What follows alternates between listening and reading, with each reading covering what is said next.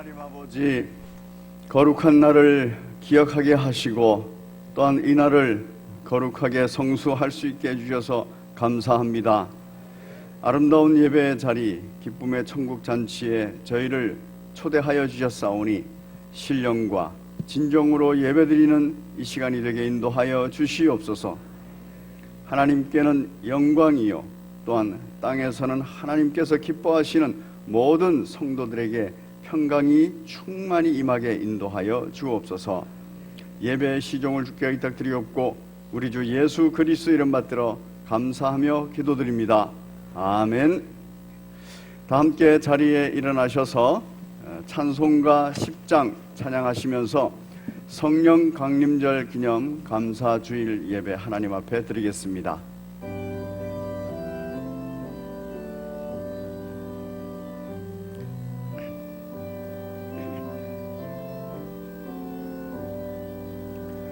전능왕 오셔서 주 이름 찬송케 하옵소서.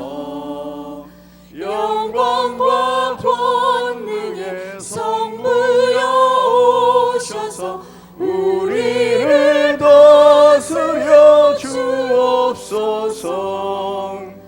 강생한 성자여 오셔서 기도를 들으소서. 택하신 백성들 복 내려 주시고 거룩한 마음을 주옵소서. 위로의 주 성령 오셔서 큰 증거 주옵소서. 전능한 주시여 각 사람 몸에서 떠나지 마시고 계십소서. 성삼위일체께 한없는 찬송을 드립니다. 존귀한 주님을 영광 중 배웠고 영원히 모시게 하옵소서.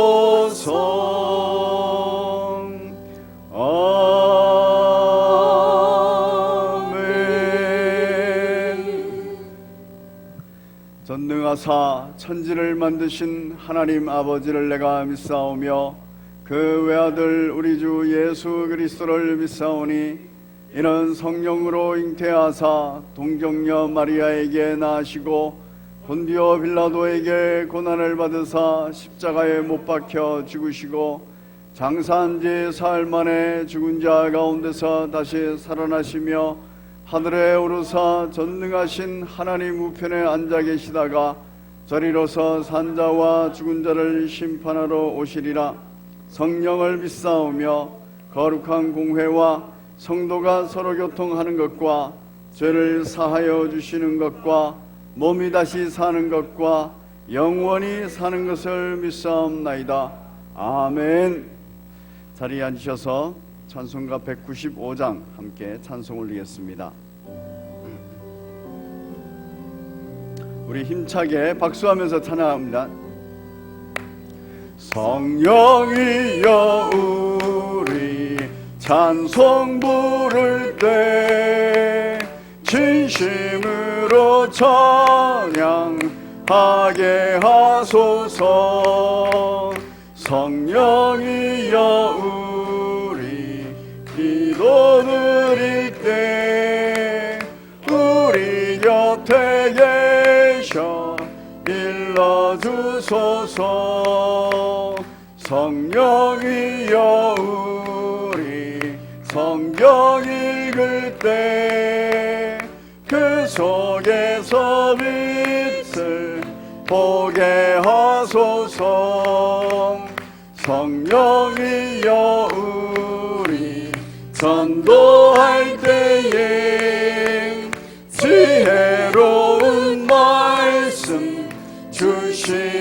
주옵소서. 성령이여 우리 겸손해져서 우리 주와 같이 되게 하소서. 아멘.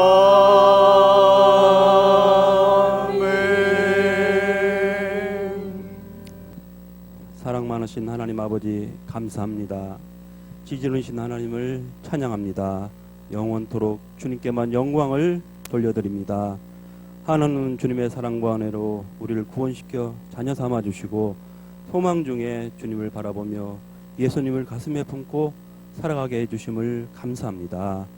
그러나 저희의 죄된 습성이 아직도 많이 남아있어 죄와 부끄러움의 어둠 속으로 저희 스스로를 찾고 사로잡아 넘어질 때가 많습니다. 저희를 용서하여 주옵소서. 저희를 긍휼히 여겨 주옵소서. 주의 강한 손과 편팔로 저희를 늘 붙잡아 인도하여 주시옵소서. 하나님, 오늘은 성령 강림절 주일로 예배드립니다. 성령 충만함을 주시옵소서. 주님, 저희에게 주의 거룩한 영을 부어주심을 감사합니다.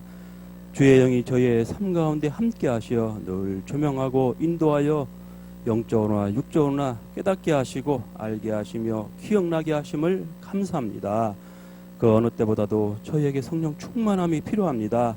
이 종말의 시대가 그러하고 지금 질병으로 어려움에 처한 상황과 환경이 또한 그러합니다. 하나님, 성령 충만함을 주시옵소서. 저희는 지난 몇 주간 지금까지도 코로나 이전의 완전한 회중 예배의 모습을 갖지 못하고 있습니다. 대면하여 직접 보고 귀로 들어도 좀처럼 성장치 못한 저의 연약한 믿음이었는데 온라인상의 예배야 주여 부분적으로 적지 않은 은혜를 받기도 하지만 부족함이 참으로 많습니다. 성령 충만함을 주시어 모든 예배에서 은혜가 넘쳐나게 하여 주시옵소서. 이제 모든 상황과 환경이 코로나 이전으로 회복될 수 있도록 특별히 은혜와 긍휼을 베풀어 주시며 역사하여 주시옵소서. 정부나 개인이나 일반적인 우리의 생각이 사회가 이전 상태로 다시 돌아간다는 것에 대하여 자꾸 회의적이 되려고 합니다. 아버지, 저희를 인도하여 주시옵소서. 우리나라와 민족을 사랑하시는 주님 감사합니다. 항상 공의와 정의가 살아 숨쉬는 사회가 되게 하시고 유정자들을 붙잡아 주시어 바른 위민 정치를 펼쳐나갈 수 있도록 인도하여 주시옵소서. 남과 북 또한 하나님의 은혜로 속히 하나가 되게 하여 주시옵소서. 하나님, 주의 은혜로운 말씀을 전하기 위해 단위에 세워주신 담임 목사님께 은혜 위에 은혜를 더하여 주시옵소서. 말씀에 능력을 더하여 주옵소서. 항상 성령 충만함을 주옵소서. 사람의 성품은 감추어 주시고 예수님의 성품을 덧입혀 주시어 넓고 깊은 생각과 마음을 풍성한 그리스도의 사랑을 가지고 성도들을 위하여 기도하되 특별히 어려움에 처한 성도를 위하여 애끓는 심정으로 간구하며 나가는 헌신과 사랑의 종이 되게 하여 주시옵소서. 오늘도 드려지는 예배 위에 성령 충만함을 주시옵소서.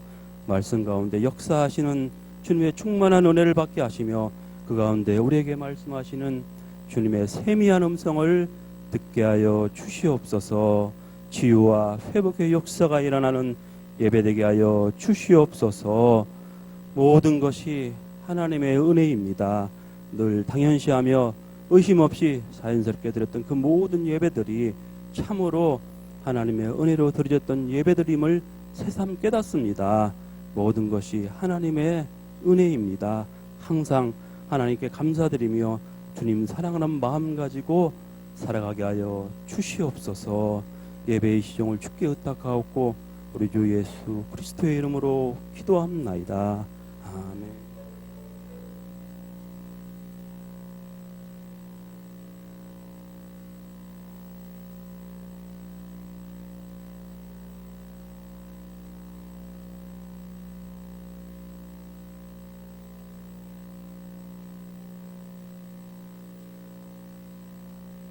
힘차게 화답하시겠습니다. 할렐루야. 네. 교회 소식 보시면서 함께 기도 제목 나누겠습니다. 5월은 가정의 달입니다. 오늘 5월 31일 5월달의 마지막 달인데 여러분께서 더욱더 가정에 마음을 쏟으시고 현재 여러분들께서 가지고 계시는 그 가정 예배 책자를 통하여서 반드시 예배를 드려주시기 바랍니다.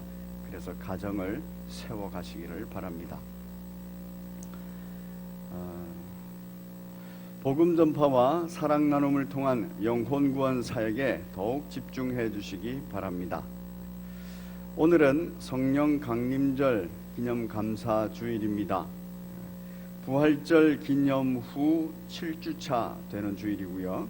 또 부활절 기념 주일로부터는 8주차 되는 주일입니다. 그래서 우리 밑에 한번 같이 읽어보겠습니다. 성령 강림절 기념 시작. 성령 강림절 기념 주일은 약속대로 예수님의 부활 후 50일이 되는 주일입니다. 이날은 오순절 시내산에 임하신 말씀 충만과 성령 강림절 교회 공동체에 임한 성령 충만을 기억하며 그 권능으로 땅끝까지 그리스도의 증인됨을 다시 결단하는 주일입니다. 아멘. 그리스도의 증인됨을 다시 한번 결단하는 주일로 삼아 주시기 바랍니다. 말씀으로 섬기는 영적 지도자 모임이 예배 후에 있습니다. 2부 예배 후에 있습니다. 사랑 나눔 사역 마음을 쏟아서 더욱 헌신해 주시기 바랍니다. 교인 동정난 있습니다. 출산 소식이 있습니다. 참 감사하고 기쁜 소식인데 아기 이후율 이성재 성도 또 오진양 성도 가정의 장남으로 태어났습니다. 특별히 여러분께서 아이의 건강과 그리고 산모의 회복과 그 가정의 평안을 위해서 기도해 주시기를 바랍니다. 정부의 생활 방역 지침을 준수하며 개인 위생에 주의하고 성도 간 인사도 악수 대신 목례로 하시면 감사하겠습니다. 다시 또 그 코로나19 전염 상태가 재유행될 가능성에 대해서 정부는 경고를 계속하고 있습니다. 제가 오늘 들은 소식인데 학교 등교하고 나서 학교에도 확진자가 생겼다고, 그리고 그래서 이제 그 전교생이 다 학교 등교를 멈췄다고 얘기를 합니다. 그리고 교회에도 확진자가 생겼다고 또 보고가 됐습니다. 이렇게 보고가 되면 우리가 염려 속에 또 걱정 속에 때로는 두려움 속에 들어가 버립니다. 그런 것이 생기지 않도록 이건 항상 경고라는 것은 주의하고 조심하라는 그 의미입니다. 그렇기 때문에 특별히 주의하시고 특별히 조심하셔서 우리가 공예배 드리는데 방해받지 않도록 또 우리 심령이 염려와 근심으로 좌절하거나 절망하거나 또는 실망하거나 하는 일이 없도록 그렇게 해주시기를 바랍니다. 왼편에 성심 공지사항이 있습니다. 은혜로 세워지는 행복한 우리 가정 책자 잘 사용하셔서 이제 2주차 들어갑니다. 2주차 들어가면 또 2주차 내용을 가지고 가정 예배를 드려주시기 바랍니다. 그 밑에는 지난주 설교 요약 카드 내용이 있습니다. 참고하시기를 바랍니다. 오늘 주께서 영의 양식으로 허락하여 주신 하나님의 말씀 함께 교독하겠습니다. 하나님 말씀은 고린도전서 12장 12절부터 20절까지 말씀입니다. 12절부터 20절까지 말씀 중에서 12절부터 15절까지 말씀만 함께 교독하겠습니다. 제가 먼저 12절을 읽겠습니다. 몸은 하나인데 많은 지체가 있고 몸의 지체가 많으나 한 몸인과 같이 그리스도도 그러하니라.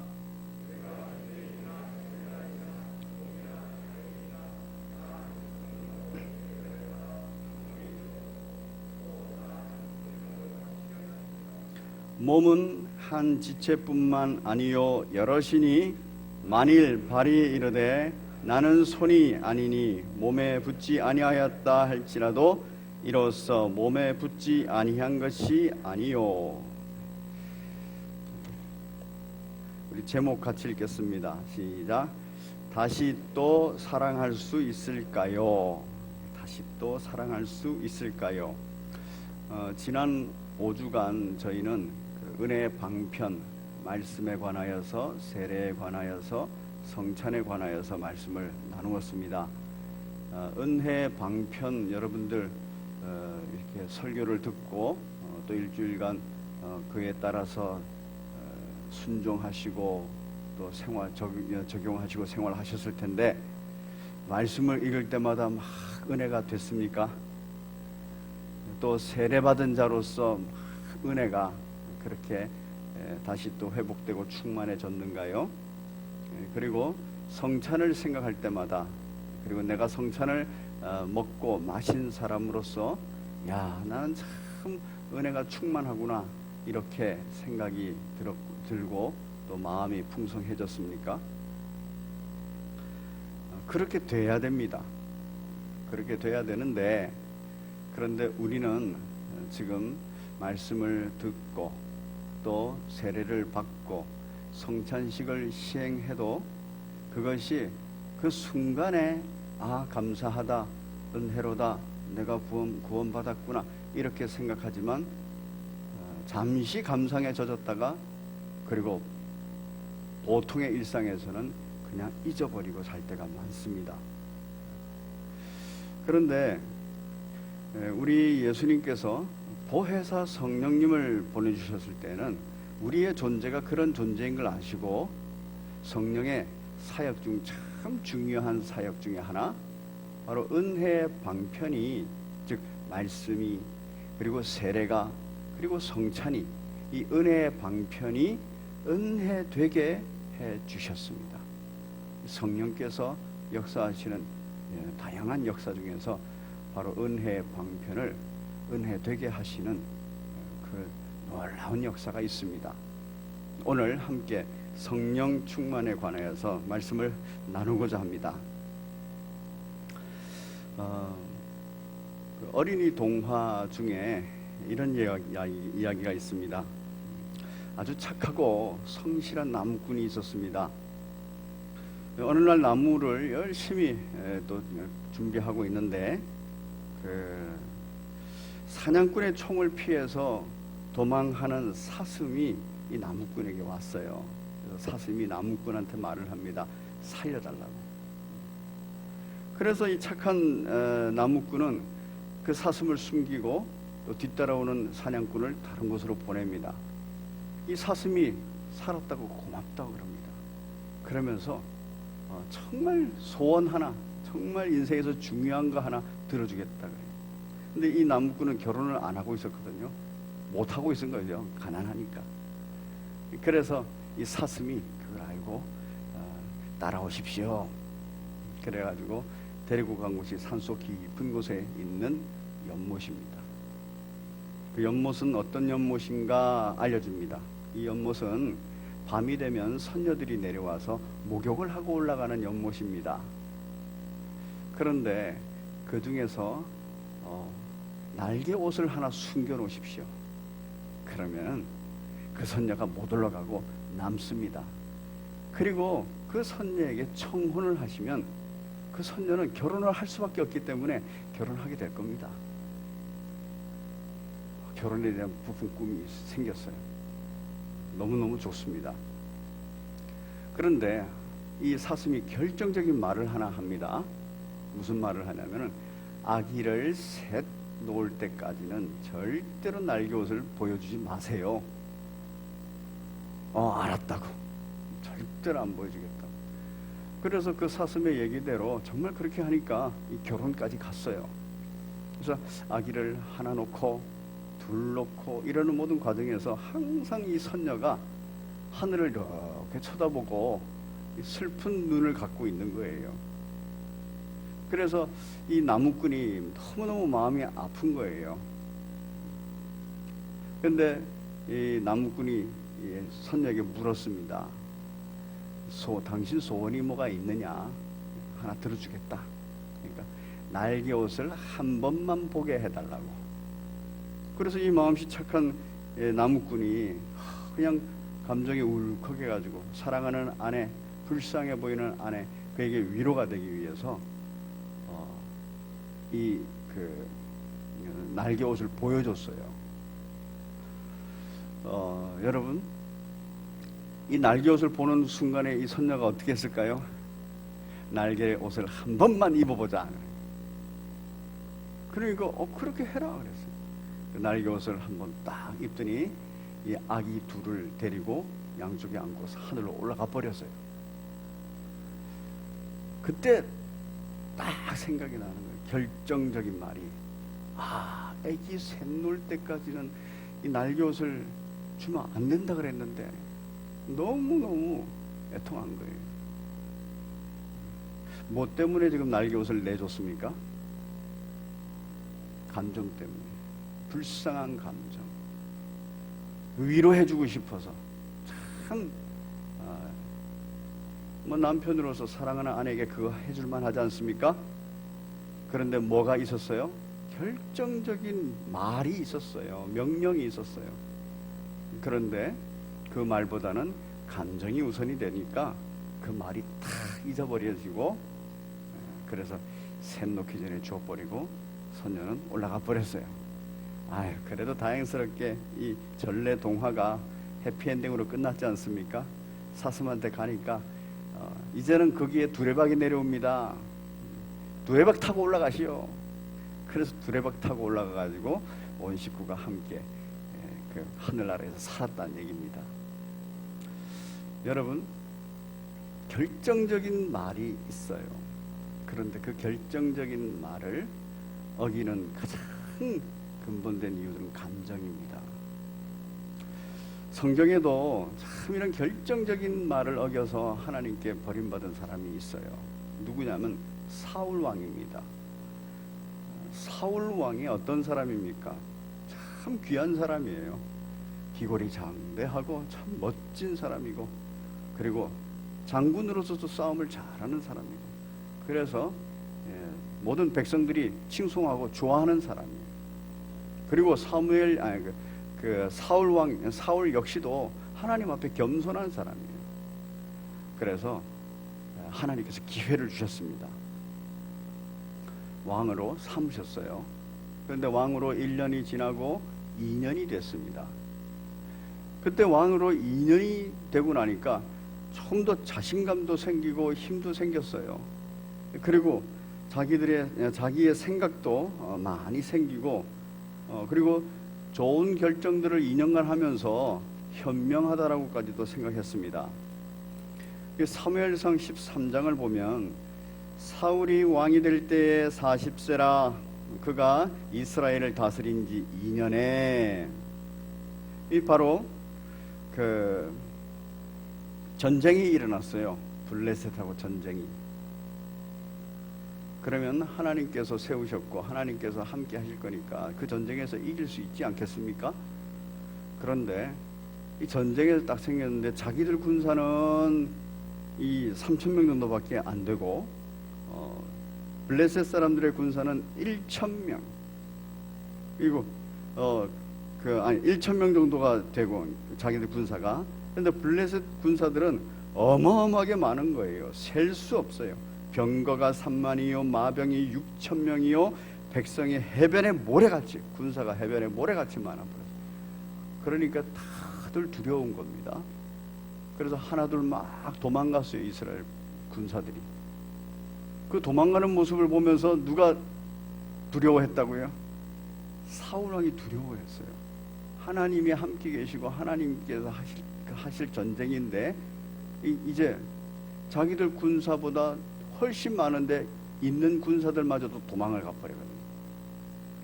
그래서 사무엘이 빨리 와가지고 하나님께 제사를 드리고 그리고 하나님의 도움을 받으면 좋겠다 이러는데 사무엘이 그날따라 자꾸 늦는 거예요. 그래서 자기가 제사를 드려버렸어요. 제사장 사무엘, 선지자 사무엘이 해야 되는 그 하나님의 말씀이 있는데 통치자 왕이 그걸 하면 안 되는데, 그런데 마음이 염려가 되고 두려우니까 급한 마음에 해버린 거예요. 딱 끝나자마자 사무엘이 와가지고 하나님의 뜻을 전합니다. 불순종했다고. 그때 이 사울 왕이 하는 말이 있어요. 참 공감이 가는 말이에요. 무슨 말이냐면은 13장 12절에 보면은 이에 내가 이르기를 블레셋 사람들이 나를 치러 길갈로 내려오겠거늘 내가 여호와께 은혜를 간구하지 못하였다 하고, 왜? 사무엘이 당신 늦었잖아요. 부득이하여 번제를 제가 드렸습니다. 부득이하여. 감정상 이게 부득이하다고 판단된 거예요.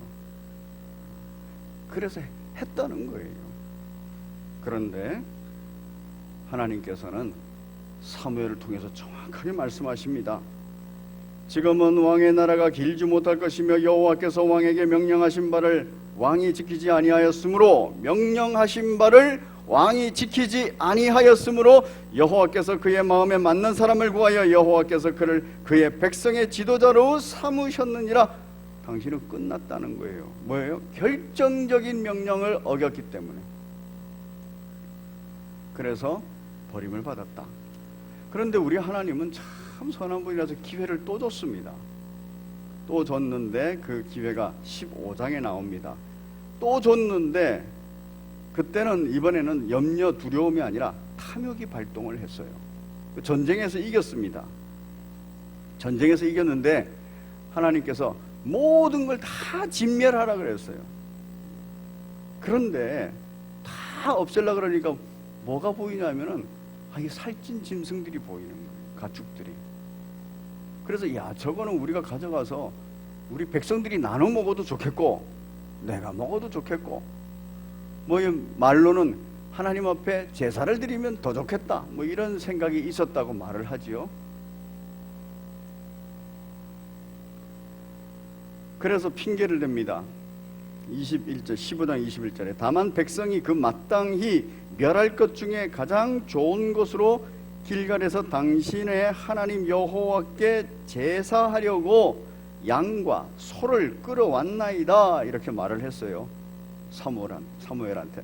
사무엘이 이르되 여호와께서 번제와 다른 제사를 그의 목소리를 청종하는 것보다 좋아하심같이 하시겠나이까? 순종이 제사보다 낫고 듣는 것이 수양의 기름보다 나으니. 23절에 보면 이는 거역하는 것은 점치는 죄와 같고 완고한 것은 사신 우상에게 절하는 죄와 같음이라. 왕이 여호와의 말씀을 버렸으므로, 절대적인 그 명령을 어기고 여호와 하나님의 말씀을 버렸으므로 여호와께서도 왕을 버려 왕이 되지 못하게 하셨나이다. 버렸다. 핵심은 뭡니까? 말씀을 기억하지 못했어요. 그런데 말씀을 기억하지 못한 이유가 뭡니까? 감정 때문이에요. 어떤 감정? 염려, 근심, 걱정, 두려움의 감정, 죽음에 대한 두려움의 감정, 그리고 마음속에 무엇을 먹을까 마실까 입을까에 대한 탐욕에 대한 감정, 이 감정이 있는 거예요. 내 뇌 속에는 도마뱀이 있다고 말씀을 한번 드렸습니다. 그래서 내 뇌 속에 도마뱀을 길들여야 된다. 그 도마뱀은 상황과 환경에 아주 예민하게 반응해서 겁이 많아서 빨리 도망가고 빨리 행동한다고. 그 도마뱀을 길을 들여야 되는 거예요. 뭘로? 자기 이성적인 생각으로. 도마뱀 같은 우리의 감정 상태를 어떤 상황과 환경에 놓여지면 이 감정 상태가 막 요동을 하는데 뭘로 길을 들여야 됩니까? 하나님의 말씀으로, 결정적인 말씀으로. 애기 샘놀 때까지는 절대로 날개옷을 주지 않아야 됩니다. 그러면 그걸 꼭 기억을 해야 되는 거예요. 제사는 제사장이, 그리고 다 진멸하라 그랬으면 전부 다 진멸해야 되는 거예요. 그런데 우리의 생각은, 우리의 감정은 자기 생각대로 유익하다 생각하는 것이 있어서 그대로 해요. 그런데 우리 주님께서는 그걸 완전히 뒤집어 엎죠. 그게 유익이 아니라 그건 너에게 결정적인 해가 되는 것이라. 이렇게 말씀을 하고 있어요. 말씀이 있습니다. 그 말씀이 내게 은혜가 되고 그 말씀이 은혜의 방편이 돼서 그 말씀을 통해서 내가 길을 열고 가고, 그리고 그 말씀을 통해서 내가 삶의 자리에서 이기고 살고 승리하고 살고 기쁨과 행복으로 살 수 있다면 얼마나 좋겠습니까? 우리 주님은, 우리 하나님은 우리의 삶을 이렇게 예비해 놓으셨어요. 열어 놓으셨어요. 바로 하나님께서 우리의 삶의 자리에서 역사하시는 방식이 있습니다. 우리 한번 보겠습니다. 삼위 하나님께서 어떤 일을 하시는가 같이 한번 읽겠습니다. 시작. 삼위일체 하나님께서는 함께 작정을 하셨습니다. 창세전에 작정을 하셨지요. 모든 그 하나님의 나라 완성을 위해서 작정을 하셨어요. 시작.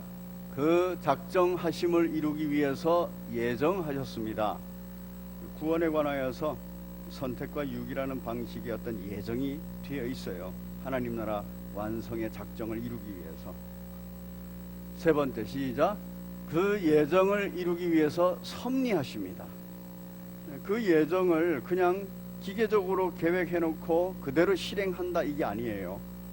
그 예정이 상황 속에, 환경 속에, 우리의 역사의 삶의 자리 속에 있어요. 그래서 인격적으로 우리와 함께 소통하면서, 즉 섭리하면서 그 예정을 이뤄내고 하나님의 작정을 이루어내시는 겁니다. 그런데 요 섭리에 관하여서 우리가 잘 알아야 돼요. 내 상황과 환경에서 섭리에 상당히 깊이 개입하시는 분이 누구냐? 바로 그분이 성령님이세요. 예를 들어서 아기 셋을 놓을 때까지 절대로 날개옷을 보여주지도 말고 주지 마십시오 라고 얘기했으면 바로 섭리하는 성령의 손길이 강하게 작용하면 그 말이 기억나게 하는 거예요. 그리고 감정적으로는 막 주고 싶어요. 너무 불쌍하고 긍휼히 위로해주고 싶어가지고. 그런데 그 마음을 바로 그 결정적인 말에 의해서 조절이 되게 합니다. 아마 사울도, 그리고 사울 왕이 그 결정적인 순간에 하나님의 말씀이 정확하게 떠오르고 하나님의 말씀이 정확하게 조명되어졌으면은 바로 그 일을 그렇게 하지 않겠지요. 자기 감정대로, 자기 탐욕대로 그렇게 하지 않았을 겁니다. 섭리입니다. 시작. 섭리는 예정을 이루는 방식입니다. 예정은 작정을 이루는 방식입니다. 그래서 실제적으로 우리의 삶의 자리에서는 삼위 하나님께서 동시에 다 역사하시지만 바로 깊이 우리의 삶의 자리에 개입하시는 분이 성령님이세요. 그래서 보혜사 성령님을 우리의 삶의 자리에 주셨어요.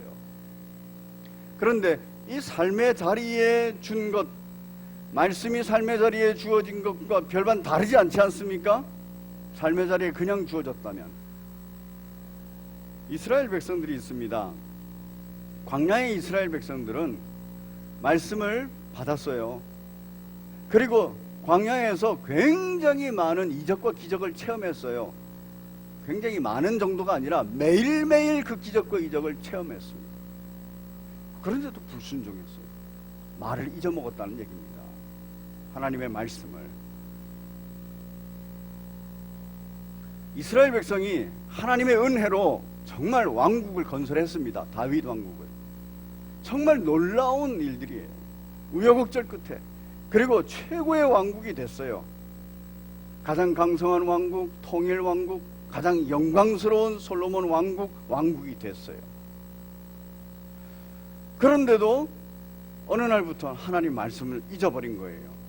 하나님 말씀이 책에 기록되어 있고 하나님 말씀으로 제도도 만들었고 하나님 말씀으로 진행이 다 되고 있는 중인데도 결국 불순종해서 북이스라엘도 망하고 남유대도 망했어요. 왜 그래요? 말씀이 생각이 안 나는 겁니다. 말씀대로 순종하지를 않는 거예요. 순종할 능력이 없는 거예요. 그래서 우리 하나님께서는 또 한 번의 기회를 주시죠. 뭐냐면 예레미야를 통해서 새 언약이 뭔지를 알려주십니다. 예레미야서 31장을 보시면은 예레미야서 31장 31절 여호와의 말씀이니라 보라 날이 이르러 내가 이스라엘 집과 유대 집에 새 언약을 맺으리라. 이 언약은 내가 그들의 조상들의 손을 잡고 애굽 땅에서 인도하여 내던 날에 즉 광야 때 그때 맺은 것과 같이 아니할 것은 내가 그들의 남편이 되었어도 그들이 내 언약을 잊어버리고 깨뜨렸다. 그렇게 말씀하셨어요. 그러나 그날 후에 내가 이스라엘 집과 맺을 언약은 이러하니 곧 내가 나의 법을 그들의 속에 두겠다. 마음에 두겠다는 거예요. 내주시키겠다는 거예요. 돌판에 기록되고 책에 기록되고 제도로 만들어서 남편 삼았으나 그거 다 버렸다는 거예요. 왜? 내 속에 감정이 마음이 내 이것이 하나님의 말씀을 귀 기울이지 못하게 했기 때문에 그래서 곧 내가 나의 법을 그들의 속에 두며 그들의 마음에 기록하여 나는 그들의 하나님이 되고 그들은 내 백성이 될 것이라 여호와의 말씀이니라. 그들의 마음에 기록한다. 그렇게 됐어요. 이성에 기록해서는 안 된다는 거예요. 마음에 기록한다. 인격에 기록하신다는 얘기겠죠. 바로 이런 하나님의 놀라운 은혜가 있어요. 이 새 언약은 무엇으로 성취가 될 것이냐? 바로 그날 후에라고 되어 있는데 요엘서 2장에 그 얘기가 나오죠. 요엘서 2장에 내 영을 부으리라 그렇게 되어 있어요. 성령님입니다. 이스라엘 백성이 말씀을 가지고 있었음에도 불구하고 자기의 상황과 환경 속에서 감정 때문에 탐욕 때문에 하나님 말씀을 잊어버려 버렸어요. 그래서 하나님께서 새 언약을 맺으신 것은 성령님을 보내셔가지고 그 마음을 주장케 하신다. 인격을 주장케 하신다. 그래야 된다는 거예요. 그래야 순종할 수 있다는 겁니다. 요엘서에서는 바로 그 성령을 보내주시겠다 이 약속을 하셨어요. 자, 우리 예수님은 그 성령을 보혜사로 말씀하셨습니다. 우리 사도행전 1장 8절 같이 보겠습니다. 사도행전 1장 8절 시작. 오직 성령이 너희에게 임하시면 너희가 권능을 받고 예루살렘과 온 유대와 사마리아와 땅끝까지 이르러 내 증인이 되리라 하시니라. 여기서 권능을 받는데요. 능력을 받는데 어떤 능력입니까? 땅끝까지 이르러 예수님의 증인이 되는 능력이에요. 예수님을 증언하다가 예수님 때문에 순교를 당할 수 있다. 그런 능력을 주신다는 거예요. 죽음 문제를 해결한 증인이 된 겁니다. 왜? 증인은 바로 순교자라는 뜻이거든요. 그런데 이것을 그냥 비석에 새겨놓고 책에 새겨놓고 옆에서 지도자가 말하고 남편이 말을 하고 그런다고 되나요? 안 되는 거예요. 증인되어야 된다는 것도 알고 있고 예수님이 나를 구원해 주셨기 때문에 내가 증인 노릇하다가 예수님 이름으로 죽는 것이 참으로 영광스럽다라는 거 알고 있어요. 그런데 그 자리에 못 갑니다. 그 제자들이 그랬잖아요. 12제자들이 다 도망갔지 않습니까? 못 가는 거예요. 그래서 성령님을 보내주셔서 이 성령님이 임재할 뿐만 아니라 내주하시면서 바로 증인 노릇 할 수 있게끔 해주시겠다는 거예요. 하나님의 말씀을 신비에 새기고 예수님의 명령을 마음판에 새겨서 이것이 내 마음이 되게 했거든요. 그래서 내 마음이, 내 인격이 전부 내 삶을 주도하게끔 그렇게 해주겠다는 거예요. 그 얘기는 사도행전 2장에서 성취됐습니다. 오순절이 되었어요. 그리고 성령께서 강림하셨어요. 개개인에게 강림하셨어요. 그리고 그 개개인이 모여서 공동체를 이루어냈습니다. 그리고 그 공동체가 사도행전 2장에 나오는 바로 초대교회, 예루살렘 교회의 모습입니다. 성령께서 강림하셔서 사도행전 2장 4절에서는 다 성령의 충만함을 받고 이렇게 되어 있어요. 그 사람들이 다 모여가지고 공동체 교회를 이루었어요. 그 사람들 중에 베드로가 일어나고 11제자가 일어나서 다 목숨을 걸고 증인 노릇했어요. 성취된 겁니다. 왜 이렇게 됐을까요? 하나님의 놀라운 작정과 예정과 섭리예요.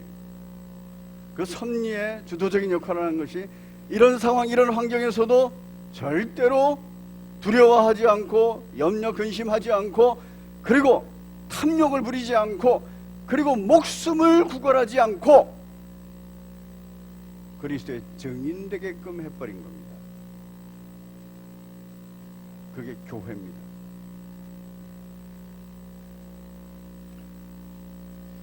그 교회에 은혜 방편을 주셨어요. 예수님께서 은혜 방편을 주셨어요. 그래서 성령님께서는 그 은혜 방편을 은혜 되게 해주시는 겁니다. 그래서 말씀 앞에서도 내 마음이 움직이게끔 성령께서 조명하시고 해석하시고 순종케 능력을 베풀어 주셔요. 말씀 앞에서 내 마음속에 그 말씀이 새겨지도록 세례를 받으면서 아, 내가 그리스도와 결혼했구나, 그리스도와 하나 됐구나, 아, 그리스도와 한 몸이구나. 그래서 예수님의 죽으심에 대해서 죄가 죽었고 예수님의 살으심에 대해서 의가 살은 것을 알았어요. 그리고 내가 새 생명 얻은 존재인 것을 강하게 깨닫게 해주는 겁니다. 성령 충만해야 되는 거예요. 성령께서 하시는 일이 그 일이시거든요. 세례를 받아도 맹숭맹숭 세례를 받는지 왜 모르고 아, 나이가 됐으니까 받는가 보다. 그래, 이제 세례 받았으니 포도주 한 잔 마실 수 있겠구나, 떡 한 조각 그때 먹을 수 있겠구나, 그래가지고는 되는 게 아니에요. 성령께서 내 안에 싹 들어오시면 이 세례의 의미가 뭔지를 깨닫게 해주시고 고백하게 하시고 그리고 그 세례로 말미암아서 이야, 나 같은 존재가 예수님하고 결혼한 존재, 한 몸 된 존재가 됐구나. 아, 나는 이제 죄에 대해서는 죽은 자라서 죄 짓지 않고 살 수 있고 죄 안 지으면 더 행복한 사람이구나. 나는 의로운 사람이라서 이제 하나님의 뜻대로 예수님의 뜻대로 살면 정말 행복한 사람이구나. 나 이제 새 생명 얻었으니 옛것은 지나가 버렸구나.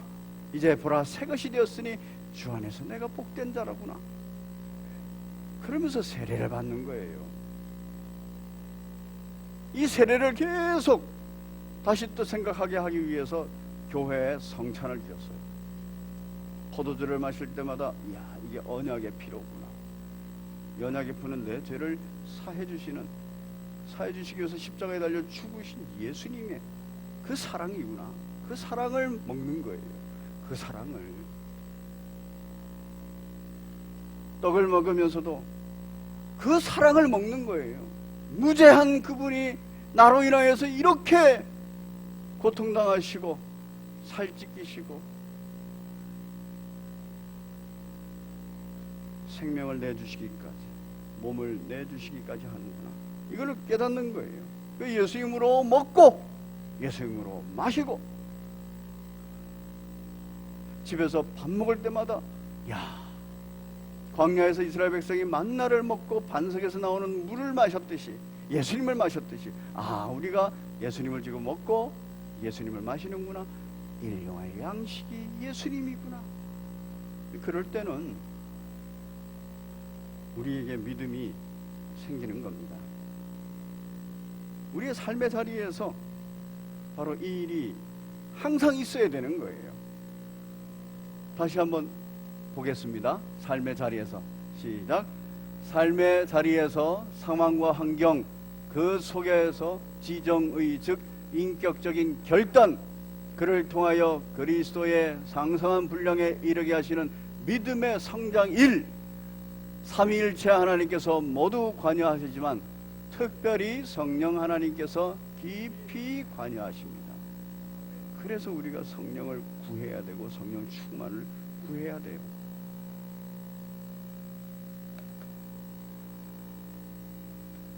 우리가 오늘 오랜만에 10장 전능왕 오셔서를 찬양했습니다. 여러분 10장 한번 보시면요, 성령님께서 뭐를 하시는지 나와 있어요.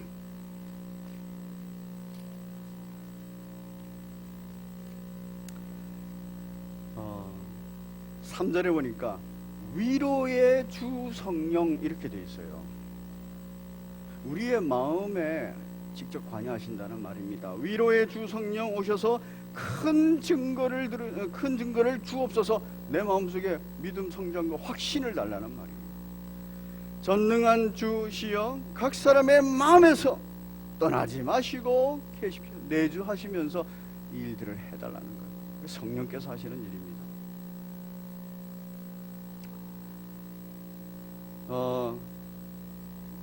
그 복음성가 중에 그 삼위일체 성가라고 있습니다.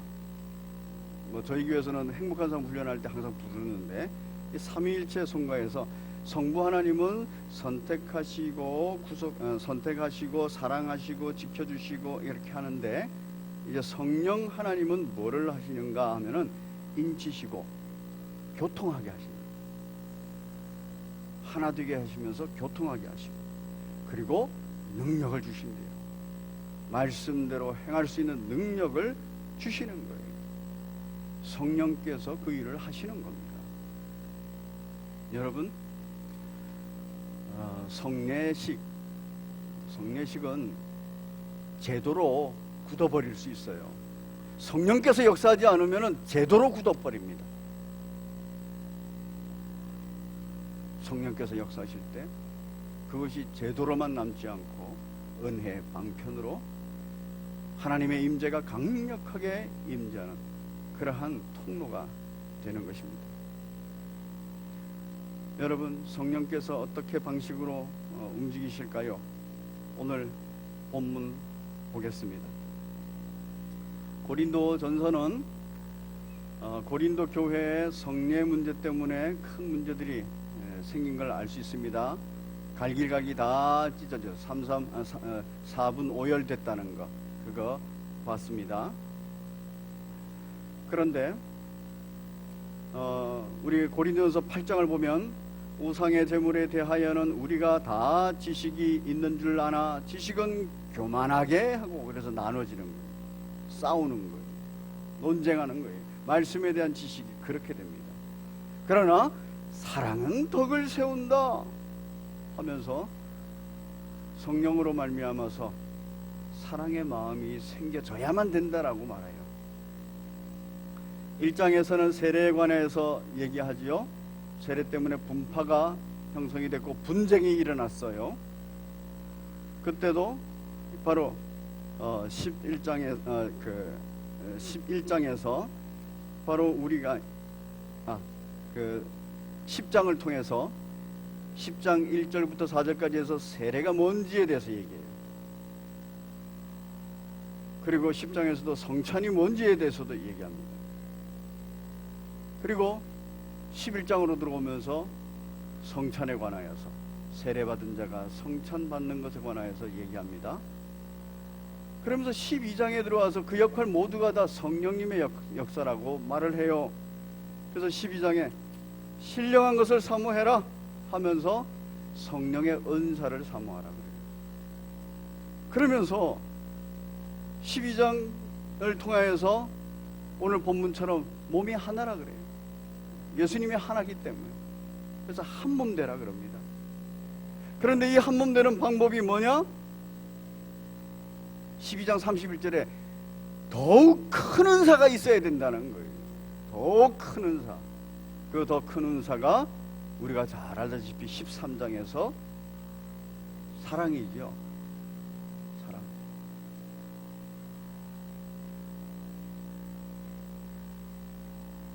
예언하는 천사의 말을 해도 사랑이 없으면 소리나는 꽹과리 같고, 예언하는 능력이 있어도 지식을 알고 산을 옮길 만한 모든 믿음이 있을지라도 사랑이 없으면 아무것도 아니고, 사랑이 없으면 안 된다는 거예요.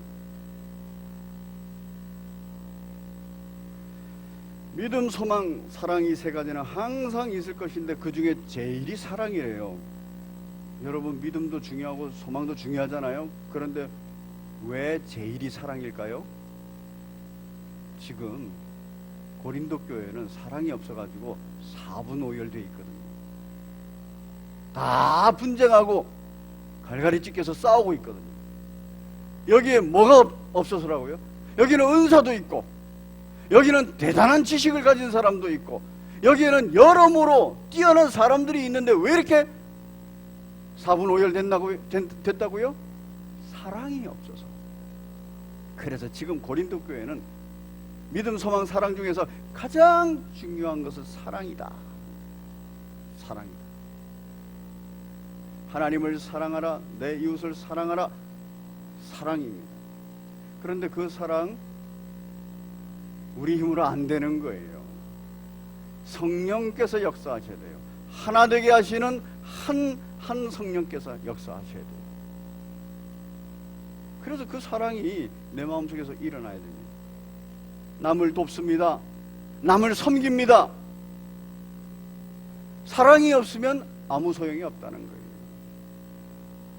왜냐하면 사랑 없이도 남 돕고 사랑 없이도 남 섬기잖아요. 뭐 때문에? 자기가 인정받기 위해서, 뭐 때문에? 자기가 유명해지기 위해서, 자기가 또 다른 목적을 가지고 있기 때문에 그런 사람들 많이 있지 않습니까? 남의 고난에 동참합니다. 고난을 함께 나눕니다. 코로나19 사태에도 고난에 동참하고 고난을 함께 나눈 사람들 많이 있습니다. 그런데 뭐가 없으면 그거 전부 다 울리는 꽹과리 같다고요? 사랑이 없습니다. 사랑 없이도 그거 할 수 있잖아요. 다른 목적을 가지고 그거 할 수 있잖아요.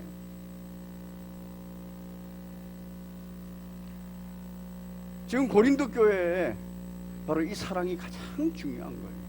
그런데 이 사랑은 우리 힘으로 안 되는 거예요. 성령께서 내 마음에 들어오셔서 역사하셔야 되는 거예요. 우리의 가정은 어떻습니까? 식사도 같이 할 수 없는 혹시 사분오열되어 있는 가정 아닙니까? 누군가에 의해서 막 주도적으로 그냥 돌아가는 가정 아닙니까? 우리 부부는 어떻습니까? 나 개인은 어떻습니까? 나를 사랑하는가요? 하나님의 사랑으로? 우리 부부 배우자를 사랑하는가요? 하나님의 사랑으로? 우리 가족을 사랑하는가요? 하나님의 사랑으로? 우리 다락방을, 우리 교구를, 우리 성심교회 모든 교우들을 사랑하는가요? 하나님의 사랑으로? 그게 없으면 어떤 모양이 있어도 그것은 분열되고 분쟁하는 근거가 된다라는 것입니다. 그래서 성령 충만을 구해야 돼요. 내 마음속에 사랑이 있는지, 하나님의 사랑으로 내가 이 일을 하고 있는지 자기를 돌아봐야 된다는 겁니다. 오늘은 성령 강림절 기념 감사 주일입니다. 이때 우리는 성령께서 하시는 그 놀라운 은혜를 잘 보시면서 또 기억하시면서 성령 충만을 구하시고 매일매일 성령 충만으로 시작하시는 복된 여러분 되시기를 바랍니다. 그럼 우리에게 기쁨과 행복이 넘칠 줄로 믿습니다. 우리에게 능력이 없어요. 우리의 삶의 모습은 빈들의 마른 풀 같습니다. 우리 184